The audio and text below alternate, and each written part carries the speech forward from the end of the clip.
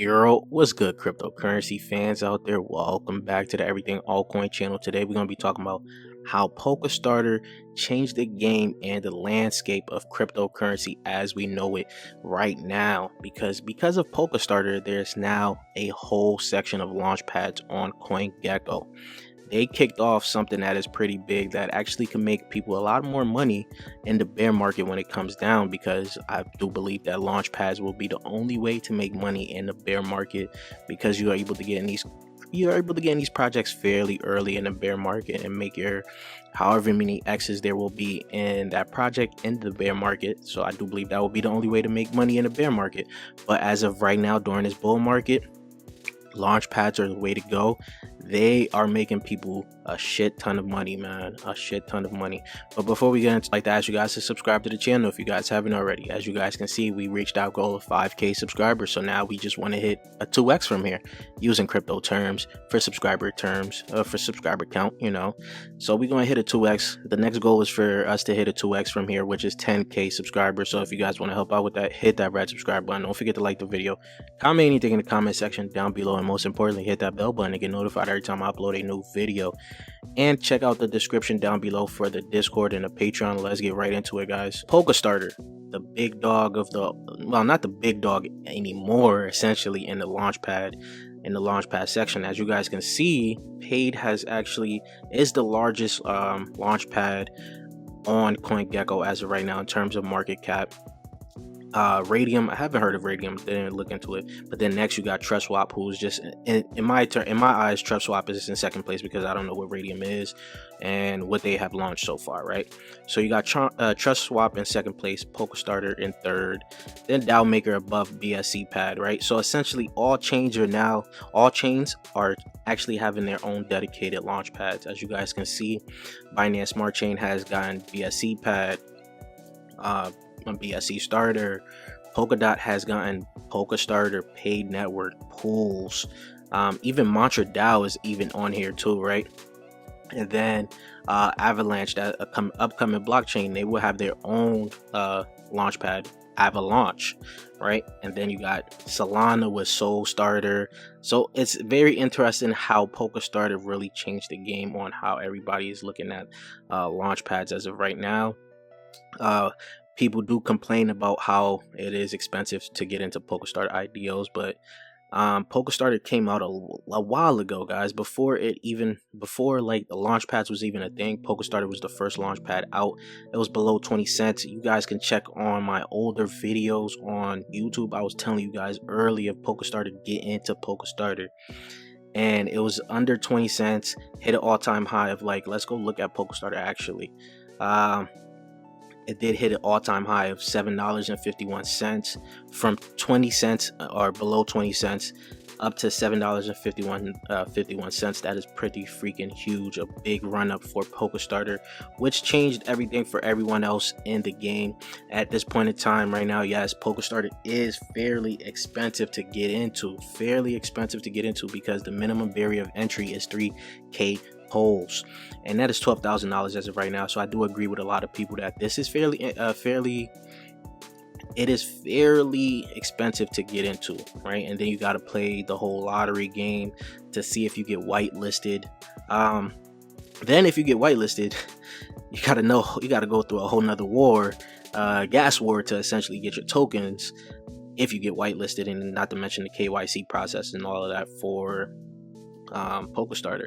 Yes, Polkastarter has its downside, but as of right now, some of the best projects are coming out on Polkastarter. But then you also have paid, who actually has minimized the barrier of entry at just 1,000 paid to get one lottery ticket, which is $4,000 right now. And paid is on the upcoming, right? Paid is not just a launch pad. They're actually like they're bringing decentralized law to cryptocurrency. So that is something that is very interesting. That part has yet to kick off for paid network. Right now, what paid network is going off of is the launch pads, which has actually been doing fairly well after they had that little blimp in the road where people, they got hacked, and it's crypto. Soon as something bad happens to a project, people are so quick to call it a a scam project, all this, that, and the third. Of course, you can see the blimp happened right there. I'm not gonna lie to you guys. I woke up, saw the insane drop. I'm like, what the heck just happened to paid? Because at this point in time I was holding a lot of paid, right? But they fixed it up. They gave people their tokens back for paid v2, and they actually have an airdrop if you was actually holding your paid from the actual time they actually gave you back your token.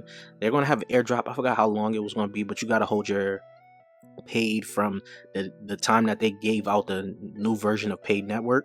You got to be holding it from then, and then they'll give you like an extra 10% paid token or something along those lines, right? Where you just increase your bag just like that. If you got 1,000, you could get a little bit more. Who knows? If you're just close to 1,000 and you're trying to get that one ticket, that airdrop could get you 1,000, and then boom, you got one ticket into damn near all the IDOs launching on paid network. And they had some good IDOs so far. ShopX, AOZ, AIOZ, right?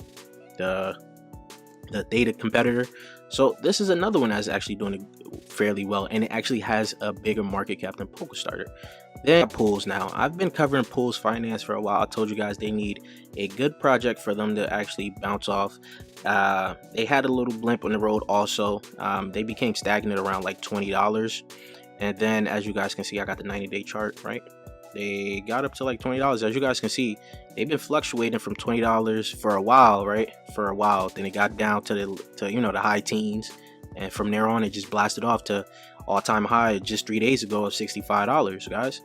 So like I told you guys, launch pads is the way to go. These pools actually launched labs, and labs did fairly well for a lot of people. I forget how much pools you need. I think it was like 250 or something, or maybe less than 250 to stake in the pools, like staking pool, for you to actually get your chance at getting in these IDOs, right? Then we covered BSC pad. I do believe that I probably was one of the first people to cover BSC pad and BSC starter, but soon as that came off, BSC pad came out at the perfect time, because it came out at the hype of BSC, right? The hype of BSC. So soon as BSC pad came out, people was just gravitating towards it, because they didn't know what type of IDOs was going to be launched on BSC pad. And as you guys can see, the market cap is $150 million, which is fairly good, right? They're sitting here not doing too bad for the BSC side. They need a little bit more traction. They need more need more great projects, right? And the BSC hype kind of died down a little bit. So as you guys can see, about just a whole like 1 month of what could happen to you guys in the crypto world, right? It's a long time in the crypto world, but a lot can happen in 1 month. It went from 36 cents to all-time high of $7.45, guys. That's pretty huge for if anyone was holding at that point in time. Now, I didn't choose to look at BSC starter. I was just, the first movers in the space, but I actually wanted to go over pools, paid, and Polkastarter also, because they seem to have all the main IDOs that a lot more people are actually looking into. Not to say BSC pad can't do well. We just got to see what project comes from the BSC pad. What would have been interesting for BSC pad is if they was able to get refinable, right? I just made a refinable video, which they're going to be doing their IDO on Polkastarter, guys. That's it. That's going to be another big IDO. Now, if they would have done it on BSC pad, I think that would have gained a lot more traction for BSC pad in general, because it is a BSC project. So they can still do an IDO on BSC pad. Who knows, right? Then lastly, we got to talk about Cardstarter. This right here is the most insane IDO, launch pad of all of the ones that we just looked at just now, because when it dropped, they had like a flash whitelisting. People were able to get into it. They didn't do it a conventional way where people, some launch pads actually launch on other launch pads. They didn't launch on a launch pad. You guys were able to get whitelisted. It was like under the radar very early, right? And as you know, in the crypto space, everyone was ready to call this a scam. That why is Cardano building? Why is a Cardano project on ETH? Right? Yeah. So people were calling it a scam. You know, I was able to get in fairly low.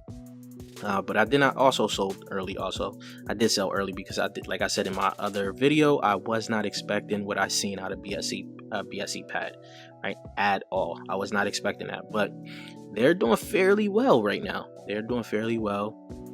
They partnered with Genesis Shards. They got some other venture capitalists backing them, which is very good for them. But today we also, before we actually go talking about the last ideal project, we should look over the minimum entry for Cardstarter, which is 500 cards to get staked. Now that is a lot, right? That is fair. That's a good amount. That is essentially more than Polkastarter, more than Paid Network, more than pools, more than BSC pad. That is fairly expensive to get the minimum barrier of entry. So it'll be interesting to see what they will do with the tier structure for Cardstarter. They already announced their first IDO, which is Charlie, right? Now that is going to be an interesting project. They're looking to be the first decentralized oracle on Cardano. So when that comes out, that's going to be another hype project on the Cardano space. So if you guys haven't noticed so far, what I'm trying to tell you is launch pads are the way to go right now. If you get your hands on a great launch pad, especially a launch pad for a certain blockchain, like let's say Avalanche, since that hasn't come out yet. Once Avalanche comes out and you're able to get your hands on Avalanche, you're sitting fairly well, because you're in a project that is the first mover of the space, of the blockchain, right? So that would be in Avalanche, and all the projects are going to be launching off of that, to start off with. So you're going to be sitting off pretty well, right? Now, the last thing I wanted to go over is today, since I'm recording this video today, before you guys probably will see this video tomorrow, today we got another launchpad that launched on Cardano, which is occamfi had. To me, it was a fair launch. To a lot of people, they said it wasn't a fair launch. I'm not going to argue with anyone, but to me, I believe it was a fair launch. You was able to buy it on their own launch pad, right? I think they did that on purpose to show you that their launch pad is working. Then right after they launched on their launch pad, they listed on Uniswap. Once they listed on Uniswap, guys, Jesus, do you see that big candle? A lot of people were hyped about this project. One, because they seen what Cardstarter has done, right? Then occamfi is now, a lot of people are talking about occamfi. You even got some bigger YouTubers talking about that also, right? So people kept that in mind for when it came out. So now, as you guys can see, it probably like the first I want to say like the first 30 minutes or so, you haven't seen no red candles. It just straight up exploded, right? Got listed about 35 cents, got up to the high of like, let me see, $18. That is a pretty big explosion in price, right? Then as you guys can see, it's coming down, it's consolidating. It's going to find out where it's going to find its floor soon, and after it finds its floor, probably it's going to explode again in price, right? And as you guys can see, the volume is fairly high. It's not even listed on CoinGecko yet. So it's going to be interesting to see how Occam and Cardstarter play out in this space. I'm not a maxi. I don't choose sides. I will play both because I'm here to make money, and that's what I'm here for. Both look good. I covered Cardstarter early, and I'm covering Occam. I covered occamfi for you guys. Now it comes down to the race of which projects do well on their launchpad. Potentially what actually gets backed by the Cardano Foundation. I think that is going to be another big thing. We just got to see how it plays out, but I would say grab both Occam and Cardstarter if you want to play both sides of Cardano's launch pads, because this is going to be an interesting race, to be honest with you guys. But let me know what you guys think. Leave your thoughts in the comment section down below. How do you guys feel about launch pads? Leave your thoughts in the comment section down below. And if you guys haven't subscribed already yet,